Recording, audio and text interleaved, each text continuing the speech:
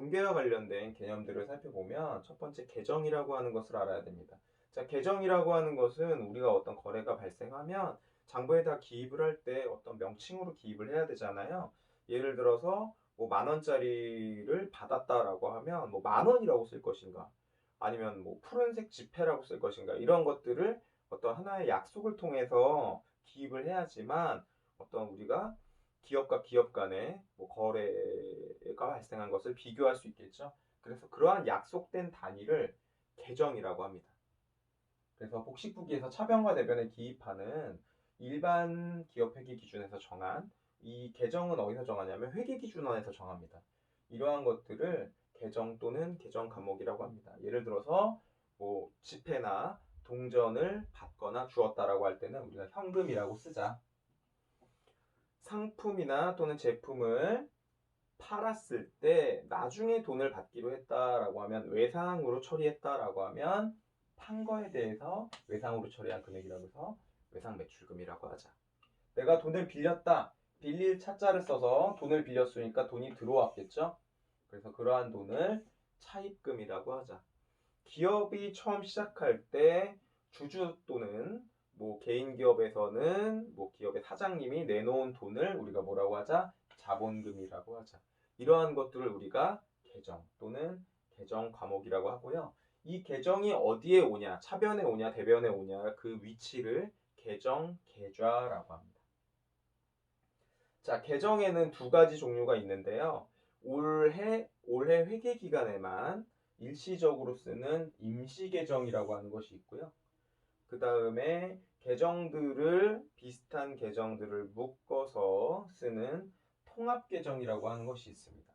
자, 임시 계정이라고 하는 건 뭐냐면 회계 처리를 하긴 해야 되는데 지금 당장 회계 처리는 하지 않고 결산 때 회계 처리를 하게 될 건데, 결산 분기를 통해서 그러면 그 사건이 발생했을 때 임시적으로 결산 때까지 뭐라고 적어놔야겠죠. 그 적어놓는 것을 우리가 임시 계정이라고 합니다. 대표적으로 현금과 부족이라고 하는 것이 있는데, 현금과 부족은 뭐냐면 우리가 실제 금고상에 있는 현금 금액과 장부상에 있는 현금 금액이 맞지 않을 수가 있어요. 뭐 예를 들면 현금을 분실했다든지 또는 현금이 들어왔는데 그 거래를 기입하지 않았을 때는 장부상의 현금 금액과 실제 현금 금액이 일치를 안 하게 됩니다. 그럼 그 일치 안 하게 된 거를 발견했을 때 뭐라고 적어놔야겠죠. 그래서 우리가 결산 때 그 일치 안 하게 된 것을 정리를 하기로 하고, 그럼 결산까지는 현금 과부족이라고 적어놓자라고 하는 것을 우리가 임시계정 중에 현금 과부족이라고 합니다. 가수금이라고 하는 건 뭐냐면 임시 또는 가짜로 수령한 금액에 대해서 적어놓는 건데요. 원인 모를 돈이 들어왔을 때 우리가 가수금으로 처리를 하게 됩니다. 예를 들어서 출장 간 사원이 돈을 보통예금 통장으로 돈을 30만 원을 입금을 해줬어요. 근데 이것이 어떠한 내역인지는 출장 간 사원이 돌아올 때까지는 알 수가 없죠. 그럼 출장 간 사원이 돌아올 때까지 임시로 원인 모를 돈이 들어왔을 때는 우리가 가수금이라고 하는 임시 계정으로 처리를 하고요. 출장에서 사원이 돌아와서 이건 외상값을 받은 겁니다, 아니면은 대여한 금액을 회수한 겁니다, 이렇게 했을 때 이 가수금이라고 하는 임시 계정을 없애주고 다른 원인 또는 결과가 되는 계정으로 교체해주면 되겠죠. 그래서 단기 회계 기간에 임시적으로 처리하는 계정을 우리가 임시 계정이라고 합니다. 자, 그다음 통합 계정이라고 하는 것은 우리가 보고서의 마지막에 재무제표를 작성하게 되는데요. 계정 과목이 너무 많다 보니까 비슷한 성질의 계정들은 묶어서 간단하게 표시를 하기도 합니다. 그래서 그런 것들을 통합 계정이라고 하는데요. 예를 들면 반이 1반, 2반, 3반, 4반이 있는데 이 1반, 2반, 3반, 4반은 묶어서 우리가 회계과라고 하자라고 하면 이것들은 1반, 2반, 3반, 4반이 묶인 회계과가 되겠죠. 그래서 그러한 것들을 우리가 통합계정이라고 하고요. 재무상태표에다가 표시를 합니다. 통합계정은.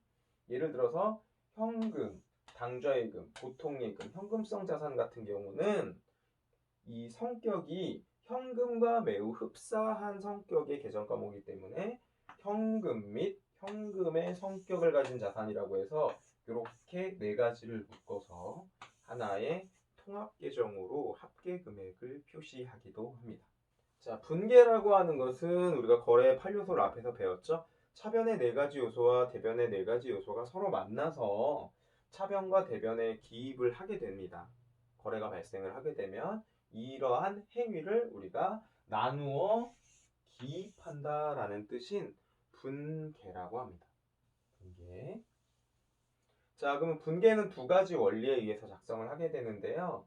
자, 아니땡 굴뚝에 연기가 안 나죠. 자, 모든 사건에는 원인과 결과가 있습니다. 원인이 없으면 결과가 안 일어난다는 거죠. 그래서 모든 거래는 원인과 결과로 나누어서 이중으로 기입한다라고 하는 원리가 거래의 이중성이라고 하는 뜻입니다. 이것도 가끔 시험 문제에 나오는데요.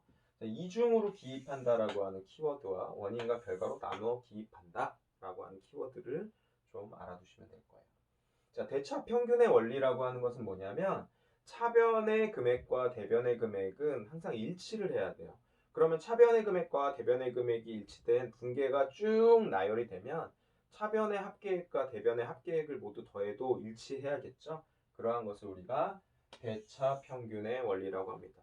근데 이거는 왜 대차 합계의 원리라고 안 하고 평균의 원리라고 하는지는 저도 잘 모르겠어요. 근데 명칭은 대차 합계의 원리가 아니라 대차 평균의 원리라고 알아두셔야 됩니다. 그래서 차변의 금액과 대변의 금액은 항상 일치해야 한다라고 하는 것이 대차 평균의 원리가 되겠습니다.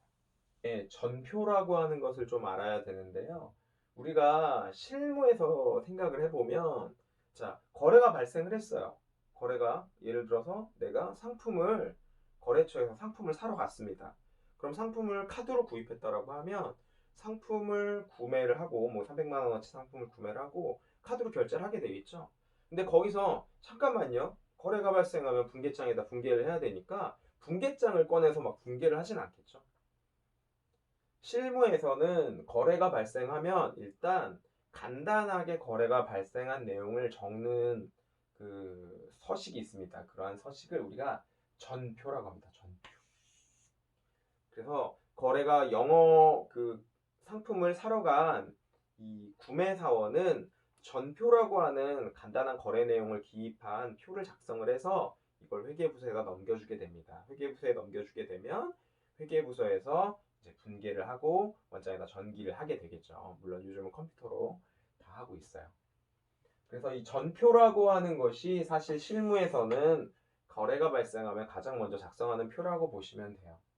그래서 전표의 종류에는 총 크게는 2개로 나눌 수가 있고 현금 전표와 대체 전표로 나눌 수 있고요. 현금 전표는 입금 전표와 출금 전표로 나눌 수 있습니다.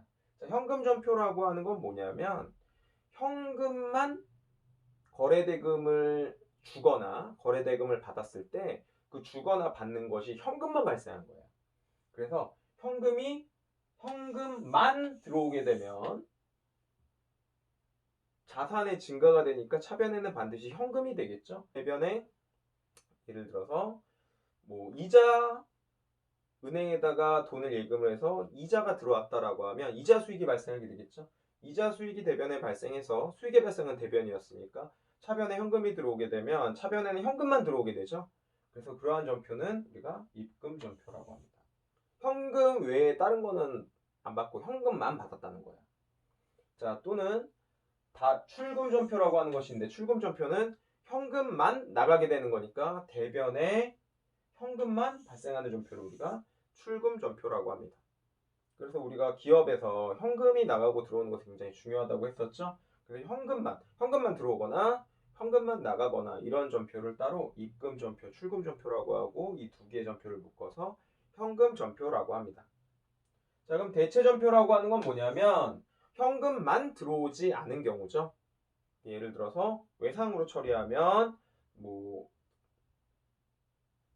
예를 들어 상품을 판매하고 외상으로 처리했다라고 하면 외상값이 발생하게 되겠죠. 우리가 외상 매출금이라고 하는데 아직 계적 과목을 안 배웠기 때문에 외상 매출금이라고 하는데 그러면 지금은 현금이 들어오지 않은 경우죠. 그러할 때는 어떻게 대체 전표라고 하는 것으로 처리한다라는 거예요. 그래서 차변 또는 대변에 어떤 대금이 들어오거나 나가는 것을 현금이 아닌 다른 경우가 발생했을 경우에는 우리가 대체 전표로 적고요. 그럼 여기서 한 가지 의문이 발생하죠. 현금하고 외상하고 반반씩 받았다라고 하면 현금 전표일까요? 대체 전표일까요? 자, 현금은 뭐라고 했어요? 현금만. 그러니까 현금하고 다른 것이 섞여서 들어오게 되면 그것도 역시 대체 전표에다가 작성을 하시면 됩니다. 자, 그러면 입금 전표를 살펴보면 차변에는 현금만 들어온 전표가 맞죠. 입금 전표는. 그럼 차변의 계정 과목을 적을 필요가 없죠. 대변의 계정 과목만 적고 대변의 계정 과목 금액만큼 차변에는 무조건 뭐란 뜻입니까? 현금이란 뜻이에요. 입금 전표는. 자, 출금 전표는 차변의 계정 과목만 적고 대변에는 현금이 무조건 나갔다고 하는 의미의 전표니까 대변에는 굳이 현금을 적을 필요가 없겠죠. 그래서 차변 계정 과목만 적으면 됩니다. 출금 전표에서는. 대체 전표에서는 어떻게 될까요? 차변과 대변의 계정 과목을 다 적어야겠죠. 왜냐하면 현금만이 아니기 때문에요. 그래서 전표의 종류 세 가지, 입금 전표, 출금 전표, 대체 전표를 살펴봤습니다. 자, 분계를 하는 장부를 우리가 분계장이라고 하는데요. 실제로 이제 분계를 한번 해볼게요. 자, 거래가 발생하면 차변과 대변으로 나눠서 분계를 하게 되는데요. 자, 분계를 하는 방법에는 분계를 처음에는 익숙하지 않기 때문에 좀 어색하죠. 왜냐하면 이거를 우리가 일기장이나 뭐 가계부나 또는 용돈기입장은 적어봤지만 이렇게 두 개로 나누어서 적어보는 건 처음이기 때문에 좀 어색할 수가 있는데요. 세 가지 제가 만든 건 아니고 여러 사람들이 이렇게 많이 만들어놨는데 저만의 방법으로 좀 정리를 해봤어요. 자, 분계의 첫 번째 세 가지 단계에 의해서 분계를 하면 되는데 첫 번째 날짜를 먼저 기입하고 그 다음에 어떤 계정 과목이 들어갈지를 먼저 파악을 합니다. 그리고 이 계정 과목이 차변에 올지 대변에 올지 위치를 정한 다음 그 위치에다 기입하는 것이 두 번째입니다. 그리고 세 번째는 금액을 기입하면 분계가 끝납니다. 자, 그러면 이 세 가지 단계에 따라서 분계를 한번 해볼까요? 자, 거래 예로 1월 1일 날 건물을 현금으로 구입했어요. 1억 원짜리 건물입니다. 첫 번째 뭐 하라고 했었죠? 날짜를 먼저 기입하라. 자, 1월 1일 날짜를 기입하고 계정 과목이 뭐가 들어가야 되는지를 파악하라. 자, 건물이라고 하는 자산을 증가하게 되겠죠. 자산의 증가. 얘는 차변에 쓰겠네요. 그죠? 자, 현금으로 결제했으니까 현금이 나가겠네요. 자산의 감소. 자, 일단 건물하고 현금이라는 두 개의 계정 과목을 파악을 했죠. 자, 두 번째, 계정 과목의 위치를 파악하라. 건물은 자산이 증가했으니까 차변에다가 쓸 거고 현금은 자산이 감소했으니까 대변에다가 쓰면 됩니다. 차변과 대변을 미리 적어 놓고요. 자, 세 번째 뭐 하라고 했었죠? 1억 원짜리니까 현금이 1억 나갔다. 자, 건물이 1억 원짜리가 들어왔다. 그렇게 하게 되면 뭐예요? 이렇게 분계가 나중에 익숙해지면 이렇게 단계를 걸치지 않고 바로바로 분계를 할 수도 있겠지만 처음 회계를 하시는 분들은 이렇게 세 가지 단계에 의해서 분계를 하시면 틀리지 않고 쉽게 분계를 하실 수 있으실 거예요. 자, 분계를 하다 보면 이제 대체와 상계라고 하는 개념이 나오는데요. 앞으로 강의에서도 자, 이건 대체 처리하고 이건 상계 처리할 겁니다. 이렇게 많이 얘기를 할 겁니다. 그래서 요거는 굉장히 중요한 부분이기 때문에 요거는 잘 정리를 해 두셔야 됩니다. 오늘 하는 것 중에 가장 중요하다고 볼 수도 있어요. 분계를 하는 것 중에서. 자, 대체라고 하는 거는 뭐냐면 계정 과목 같은 계정 과목을 다른 계정 과목으로 바꿔주는 것을 우리가 대체라고 합니다. 예를 들어서 현금이라고 하는 것이 있었는데 이 현금을 없애고 현금이 나가면서 예를 들어서 예금에다가 입금을 하고 싶어요. 그럼 현금이라고 하는 계정 과목은 대변에 자산의 감소로서 대변에 써서 없어지게 될 거고 이 현금 대신에 예금이라고 하는 것이 늘어나게 되겠죠. 그래서 이 현금과 예금의 관계를 대체 관계라고 할 수 있습니다. 그 다음 상계라고 하는 건 뭐냐면 현금 100만 원은 내가 은행에다 입금을 하게 되면 차변에 있던 현금이 대변에 적히면서 똑같은 금액으로 똑같은 계정 과목이 적히면서 서로 없어지게 되겠죠. 그래서 서로 계산돼서 서로 상자 계산돼서 없어진다고 해서 이 관계를 상계라고 합니다. 그래서 대체와 상계 관계를 잘 이해하시면 분계하는 것이 나중에 굉장히 쉬워져요. 예를 들어서 한번 예를 들어볼게요. 자, 방금 전에 했었던 분계입니다. 1월 1일 날 건물을 현금 1억 원으로 구입했어요. 자, 차변에 건물, 대변에 현금 1억 원, 1억 원. 자, 분계가 끝났습니다. 근데 이 건물을 1월 2일 날 1억 원에 다시 판매했어요.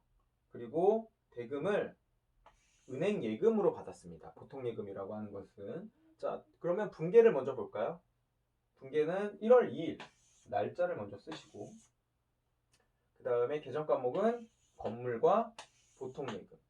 건물은 팔았기 때문에 자산의 감소니까 대변에다 쓰겠죠. 보통 예금은 증가하게 되겠죠. 예금 잔액이 증가하게 되니까 차변의 자산의 증가, 차변에 쓰겠죠. 그리고 마지막에 금액을 쓰게 됩니다. 그러면 1월 2일 날 분계가 이제 끝났는데요. 자, 그럼 이 1월 1일과 1월 2일의 분계의 상관관계를 보자 이거죠. 자, 차변에 있던 건물, 자산의 증가였던 게 대변에 똑같은 계정 과목과 똑같은 금액을 하니까 건물이 서로 1억 원짜리 건물이 없어지게 되죠. 그래서 이 관계를 뭐라고 하냐? 상계라고 한다는 겁니다. 그러면 차변에 건물이라고 하는 1억 원짜리 계정이 뭘로 바뀌었어요? 건물이 없어지면서 보통예금으로 바뀌었죠? 그래서 건물이 보통예금으로 뭐가 됐다고 할 수 있겠어요? 대체되었다. 자, 다시 한번 1월 1일 날 건물을 샀었는데 1월 2일 날 건물을 팔았으니까 같은 금액과 계정 과목으로 반대편에다 썼죠. 그래서 건물은 상계 처리되었다라고 할 수 있고요. 건물 계정 과목을 뭘로 바뀌었습니까? 보통예금이라고 하는 건물의 잔액이 보통예금 계정 과목으로 바뀌었죠. 그래서 건물 계정 과목은 보통예금 계정 과목으로 대체 처리되었다라고 할 수 있습니다.